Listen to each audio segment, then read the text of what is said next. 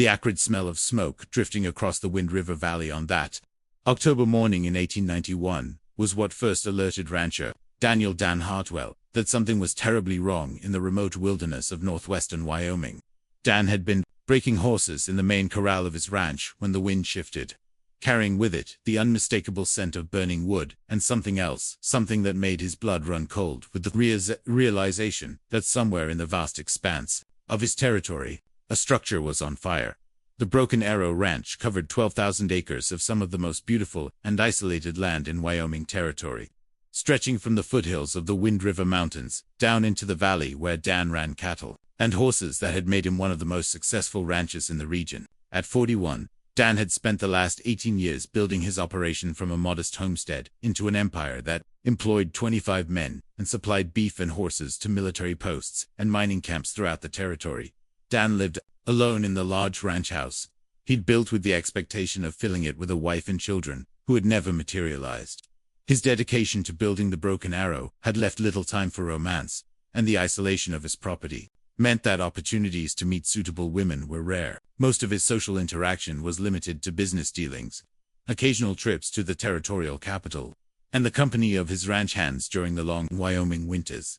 The ranch was positioned strategically in a valley that provided natural protection from the harsh winds that swept down from the mountains, with access to multiple water sources and grazing lands that could support large herds even during difficult seasons. Dan had chosen the location carefully, understanding that success in the ranching business required not just hard work and good instincts, but also the right combination of geography, climate, and natural resources.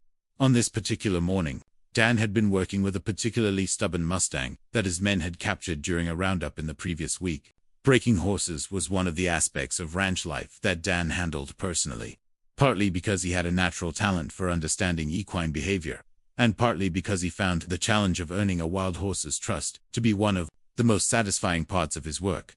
But the smell of smoke had immediately commanded his attention, overriding everything else as Dan tried to determine the source and assess the potential threat to his property and livestock. Wildfires were a constant danger in the dry Wyoming landscape, and Dan had lost cattle and buildings to fire before. He knew that early detection and rapid response could mean the difference between containing a small fire and losing everything he'd worked to build. Dan climbed to the lookout platform he'd built on top of his barn, from where he could see 4 miles across the valley and into the surrounding foothills. What he saw through his field glasses made him grab his rifle, saddle his fastest horse, and ride out immediately toward the source of the smoke. About 8 miles from his main ranch buildings, nestled in a grove of cottonwood trees, near a creek that marked the boundary between his property and unclaimed wilderness, was a small cabin that Don had never seen before. The structure was completely engulfed in flames, with smoke billowing high into the clear mountain air. But what alarmed Dan most was the realization that someone had built a dwelling on or near his land without his knowledge, and that whoever lived there might still be inside the burning building. This rescue story is about to reveal the most incredible mystery you've ever heard. Hit that like button and subscribe for more amazing true stories about secrets that change everything. Don rode hard across the rough terrain, pushing his horse to its limits as he raced toward the fire. As he got closer, he could see that the cabin had been well built and recently constructed, suggesting that whoever had erected it had intended to stay for an extended period. The fire appeared to have started in the roof area, possibly from a chimney problem or defective stovepipe, and had spread rapidly through the dry wood construction. But as Dan approached the burning structure, he heard something that made his heart pound with urgency. The sound of someone calling for help from inside the inferno. Dan dismounted and ran toward the cabin, covering his nose and mouth with his bandana as he tried to assess the situation and determine the safest way to attempt a rescue. The front door was blocked by fallen burning timbers, but Dan could see that the back wall of the cabin had partially collapsed, creating an opening that might allow access to the interior. "Hello," Don shouted over the roar of the flames. "Where are you? Can you hear me?" A woman's voice responded from somewhere inside the burning structure, weak but clearly audible over the noise of the fire. "Help me, I'm trapped. Please help me." Without hesitation, Don kicked away the loose debris from the collapsed wall and crawled into the smoke-filled interior of the cabin. The heat was overwhelming, and the smoke made it almost impossible to see or breathe. But Don pressed forward, following the sound of the woman's voice as she continued to call for help. Don found her in what had been the cabin's main room, trapped under a fallen beam that had pinned her legs when part of the roof collapsed. She was conscious but obviously in pain, and Dawn could see that she had sustained burns on her arms and face from the fire. More critically, the smoke was becoming so thick that both of them would soon be overcome if they didn't escape immediately. "I'm going to get you out of here," Dan told the woman as he positioned himself to lift the heavy beam. "This is going to hurt, but I need you to pull yourself free as soon as I lift this timber." The woman nodded, and Dawn used all his strength to raise the fallen beam, just enough for her to slide her legs free. She cried out in pain as she moved, but she managed to crawl clear of the debris, while Dawn held the timber above her. "Can you walk?" Dawn asked as he helped her to her feet. "I think so," the woman replied. Though Dan could see that she was favoring one leg and appeared to be badly shaken by her ordeal, Dan half-carried, half-guided the woman out of the burning cabin through the opening in the collapsed wall, getting both of them to safety just moments before the remainder of the roof caved in with a thunderous crash that sent sparks and burning debris flying in all directions. Once they were at a safe distance from the fire, Dan was able to get his first clear look at the woman he'd rescued. She appeared to be in her late 20s or early 30s, with dark hair and intelligent eyes that suggested education and refinement. Her clothing, though torn and singed from the fire, was of good quality and indicated that she was not a typical frontier settler. Most intriguingly, the woman seemed reluctant to meet Dan's eyes directly. And when she spoke, her voice carried an accent that Dan couldn't immediately identify, but which suggested that English might not be her native language. "Thank you," the woman said, her voice shaking from shock and pain. "You saved my life. I thought I was going to die in there." "What's your name?" Dawn asked gently. "And what were you doing out here alone? This is pretty isolated country for someone to be living by themselves." The woman hesitated for a moment, as if she were deciding how much to reveal, before answering with what Dan would later realize was the first of many lies she would tell him. "My name is Sarah, Sarah Wilson," she said. I was staying in the cabin temporarily while traveling west. I'm sorry if I was on your land without permission." Dan studied the woman's face, sensing that there was much more to her story than she was revealing. But her immediate needs were medical attention and shelter, not interrogation about her circumstances. "Don't worry about the land," Dawn said. "Right now, we need to get you back to my ranch and have a doctor look at those burns." As Dan helped the woman onto his horse for the ride back to the Broken Arrow, he had no way of knowing that rescuing her from the burning cabin would draw him into a mystery involving stolen identity, international intrigue, and dangerous secrets that would challenge everything he thought he knew about trust, loyalty, and love. Questions without answers. Marcus Webb arrived at the Broken Arrow Ranch within hours of Dan's urgent message, bringing with him the medical supplies and expertise needed to treat the burns and injuries that the mysterious woman had sustained in the cabin fire. Dr. Webb had been serving the scattered ranches and mining camps of the Wind River Valley for nearly 15 years, and he'd treated everything from gunshot wounds to snake bites. But he was immediately intrigued by his new patient. "The burns are painful, but not life-threatening," Dr. Webb told Dan after completing his examination. "She has some bruising on her legs from the fallen beam, and she's suffering from smoke inhalation, but she should recover completely with proper care and rest." Dan had installed the woman, who continued to identify herself as Sarah Wilson, one of the guest rooms of his ranch house, where she could recuperate under the watchful care of Mrs. Elena Rodriguez, the housekeeper who managed the domestic operations of the Broken Arrow. But even as he made arrangements for her comfort and medical care, Dan found himself increasingly puzzled by inconsistencies in her story and behavior. "There's something about her that doesn't add up," Dan confided to his foreman, Jack Morrison, as they discussed the day's events. "Her clothes are too expensive for someone who claims to be just passing through, and she speaks like she's had formal education. But when I ask her questions about where she's from or where she was going, she gives vague answers that don't make much sense." "Maybe she's just shaken up from the fire," Jack suggested. "People don't always think clearly after something like that." But over the next several days, as Sarah recovered her strength and began moving around the ranch house, Dan's suspicions that she was hiding something important only grew stronger.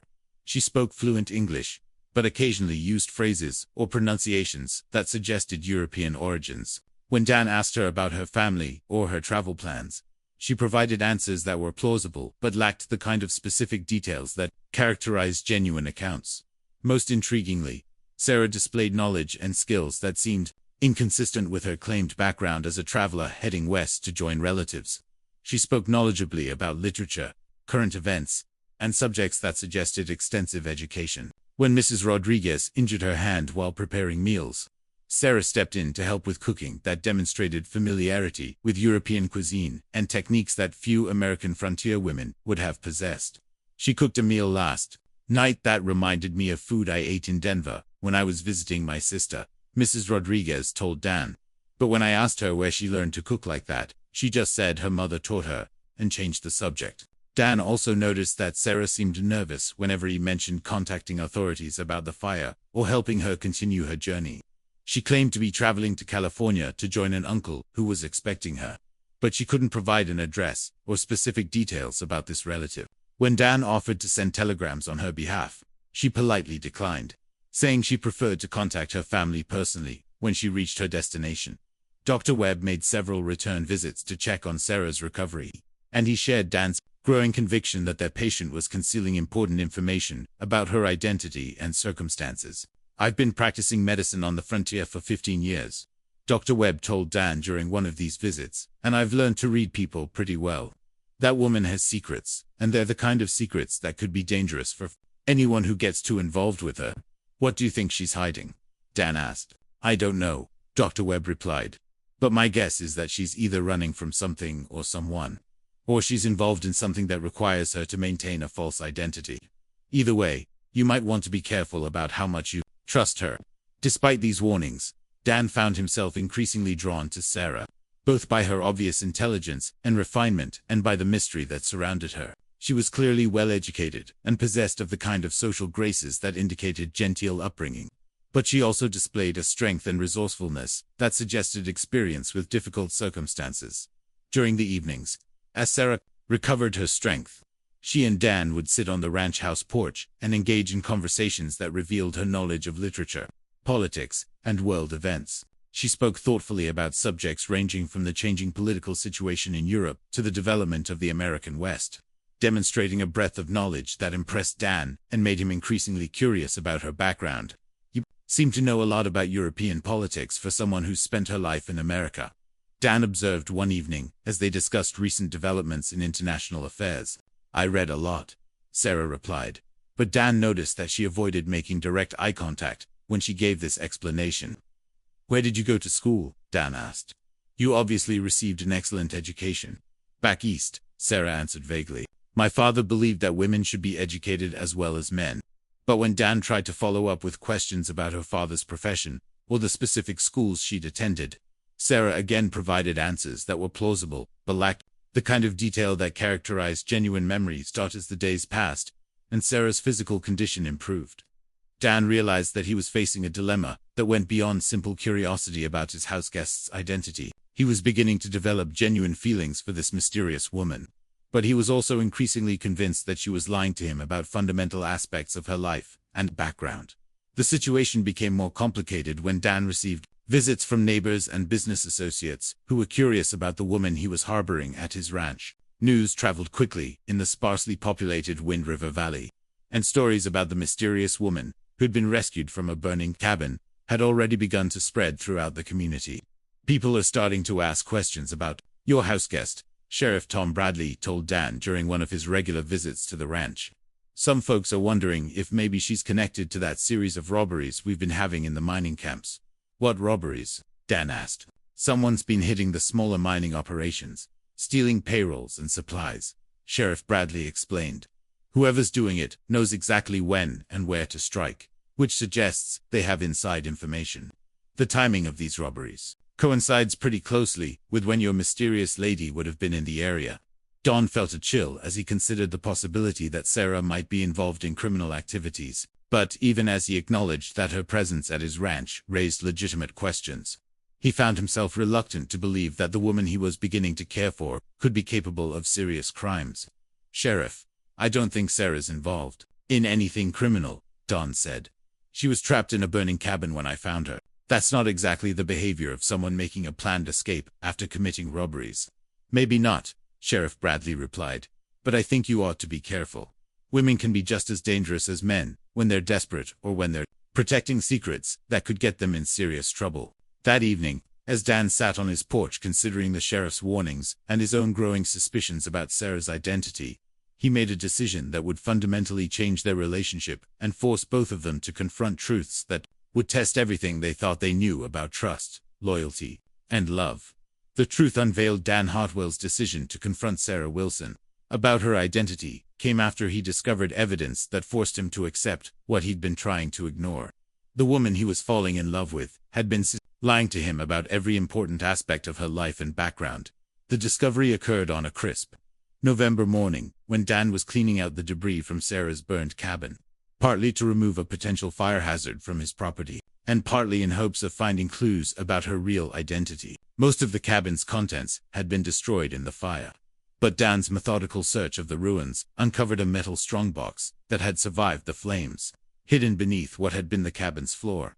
Inside the fireproof box, Dan found documents that revealed the true scope of Sarah's deception. Instead of Sarah Wilson, the woman he'd rescued was actually Isabella Rossi, a member of Italian nobility who was fleeing from what appeared to be a complex web of political intrigue and family betrayal that stretched across international boundaries.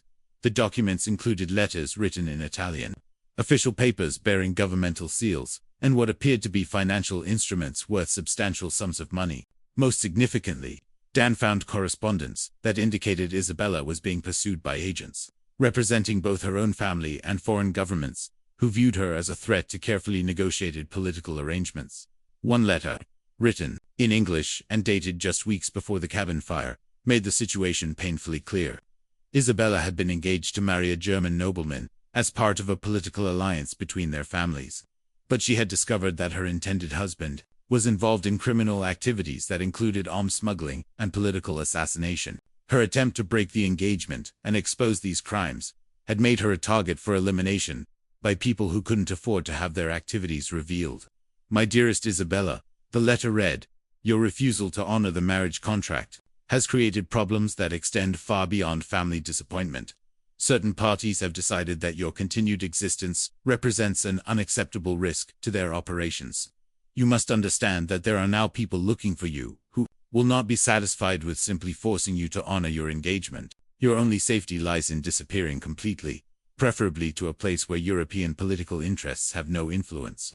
Dan felt his heart sink as he realized that the woman he'd been protecting was not only living under a false identity, but was also potentially bringing deadly danger to his ranch and everyone on it. The implications of harboring a fugitive from international political intrigue went far beyond anything he'd experienced in his years as a Wyoming rancher. That evening, Dan approached Isabella with the documents he'd found, prepared for a confrontation that would determine not only their future together, but potentially his own survival. "Isabella," Don said, using her real name for the first time, "I think we need to talk." The change in Isabella's expression was immediate and profound. The careful mask of Sarah Wilson fell away, replaced by a mixture of fear, resignation, and relief that suggested she'd been expecting this moment since Dan had first rescued her from the burning cabin. "How long have you known?" Isabella asked, her accent now noticeably more pronounced as she dropped the pretense of being an American. "Traveler, I suspected something from the beginning," Dan replied, "but I found these in your cabin today." Don showed Isabella the documents, watching as she examined papers that obviously contained information crucial to understanding her situation. "I suppose there's no point in continuing the charade," Isabella said with a sigh. "Yes, I am Isabella Rossi, and yes, I am in serious trouble. But Daniel, you must understand that I never intended to involve you in my problems. The cabin fire was an accident. I was planning to disappear again before anyone discovered I was here." "Isabella, these letters suggest that there are people looking for you who are willing to kill to prevent you from exposing what you know. By keeping you here, I've potentially put everyone on this ranch in danger." "I know," Isabella replied, tears forming in her eyes. "That's why I've been trying to figure out how to leave without raising suspicions. But Daniel, I also have to tell you that these past weeks have been the happiest of my life. For the first time since this nightmare began, I felt safe and cared for. This confrontation is about to reveal the most dangerous international conspiracy you've ever heard. Hit that subscribe button because you won't believe how deep this mystery goes."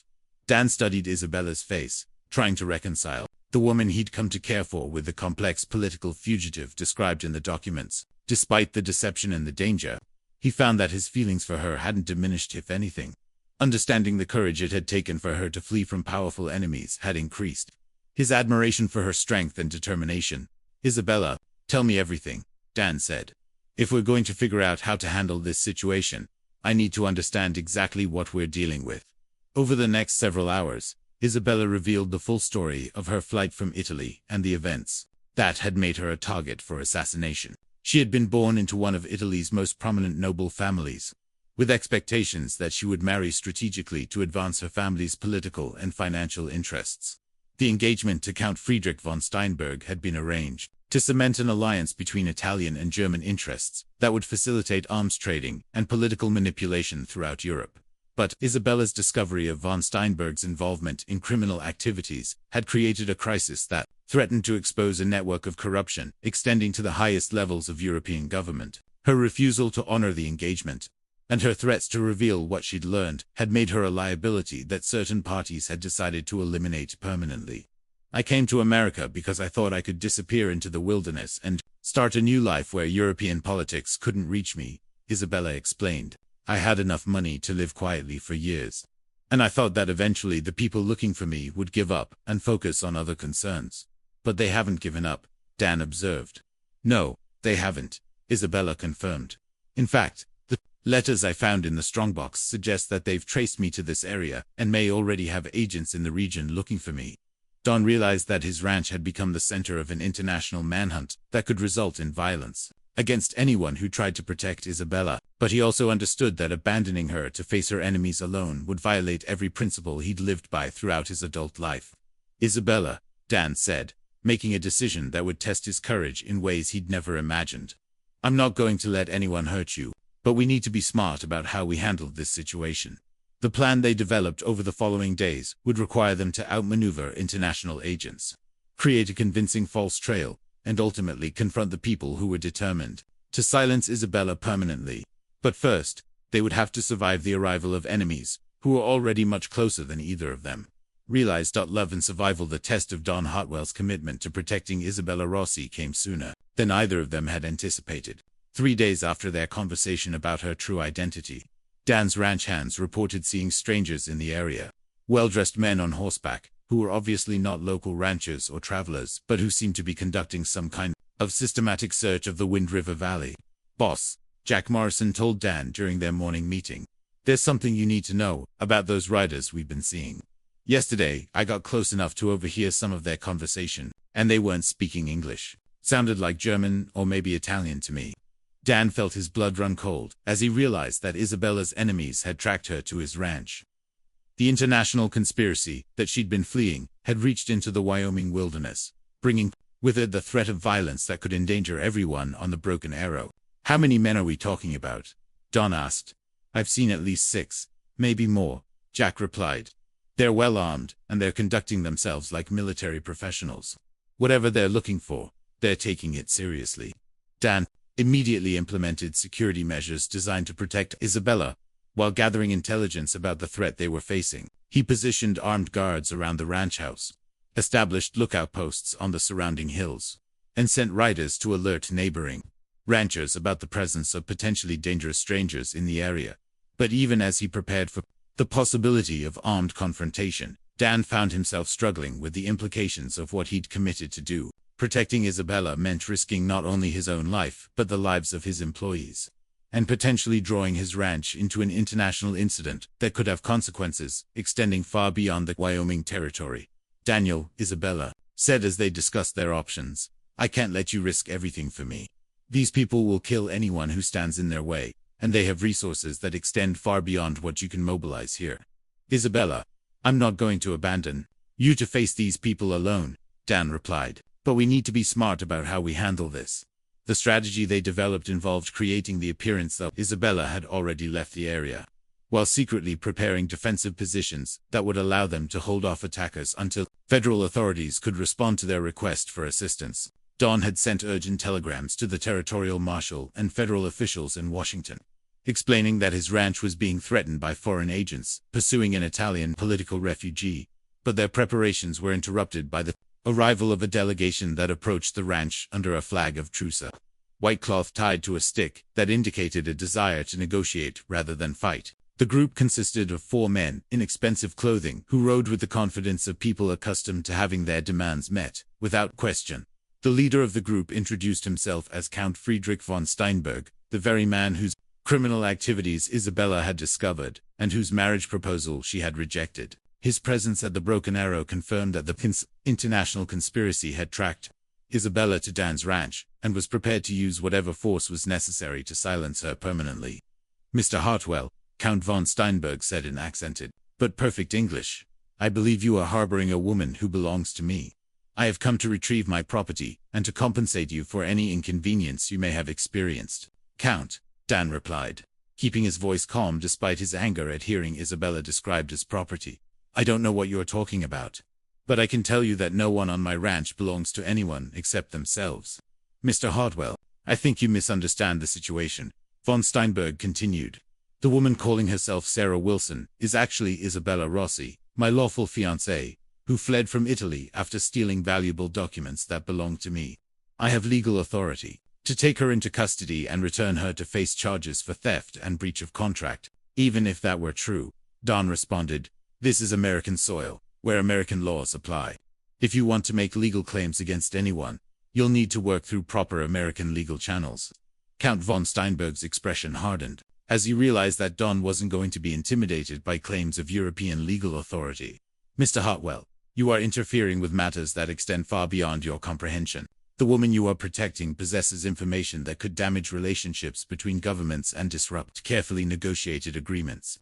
There are people at the highest levels of multiple governments who view her continued existence as a threat to international stability." "That sounds like Isabella's problem is with those governments, not with me," Dan replied. "But as long as she's on my property, she's under my protection." The confrontation that followed would become legendary throughout Wyoming as an example of American principles triumphing over European arrogance and political manipulation. Count von Steinberg had apparently expected that his claims of noble status and governmental authority would be sufficient to intimidate a frontier rancher into surrendering Isabella without resistance. But Dan's refusal to be intimidated led to a standoff that lasted 3 days, with von Steinberg's men surrounding the ranch while Dan's cowboys maintained defensive positions that prevented any attempt to take Isabella by force. The situation was resolved only when federal marshals arrived, with arrest warrants for von Steinberg and his associates, based on evidence that Isabella had provided about their involvement in international arms, smuggling, and political assassination. Count von Steinberg, U.S. Marshal William Davies announced as federal agents surrounded the European delegation. "You're under arrest for conspiracy to commit kidnapping, extortion, and violation of American sovereignty. The documents provided by Ms. Rossi have been forwarded to the appropriate federal agencies, and your government has been notified of your status." The arrest of Count von Steinberg and the exposure of the international criminal network that had been pursuing Isabella created a sensation in newspapers throughout America and Europe. Isabella's courage in fleeing from her arranged marriage and exposing the corruption of European nobility became a symbol of the democratic values that distinguished America from the class-based systems of the Old World. But for Dan and Isabella, the most important outcome was the opportunity to build a life together based on truth, mutual respect, and love that had been tested by circumstances that would have destroyed weaker relationships. "Daniel," Isabella said as they watched von Steinberg and his associates being transported to federal custody, "I need you to understand something. When I gave you the name Sarah Wilson, I was trying to protect you from the danger that follows me everywhere. But these past months have taught me that real love requires complete honesty, even when that honesty brings risk." "Isabella," Dan replied, "I fell in love with the woman I rescued from that burning cabin, regardless of what name she was using.